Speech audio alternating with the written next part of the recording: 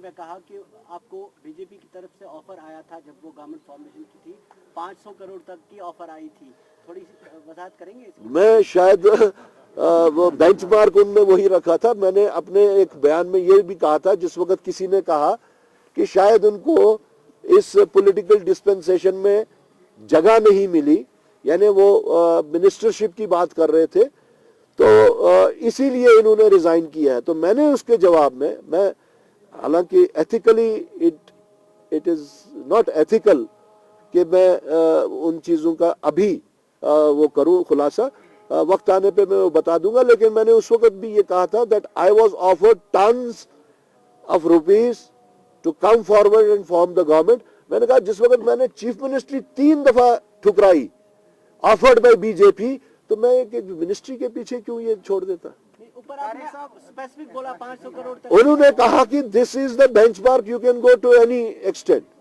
لہذا اس میں ایسا نہیں ہے کہ ان کا جو مشن تھا اس وقت یہی تھا کہ یہاں کی حکومت کو کھڑا رکھنے کے واسطے they could go to any extent.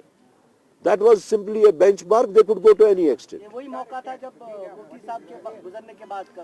میں تو مفتی صاحب کے حیاتی کی بات بھی میں نے کہی. It is not only after Mufti Sahab expired. After that I was offered 2 times chief ministership which I denied. By BJP. By BJP, top brass BJP.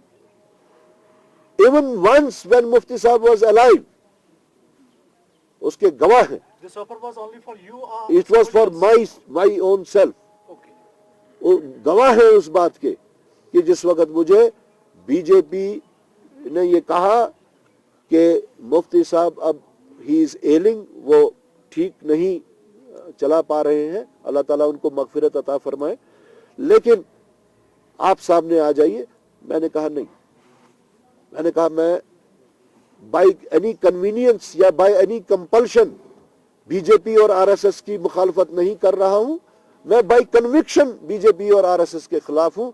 آپ کا اور میرا اس میں کہیں پہ یہ جو ہے ساتھ نہیں بن سکتا.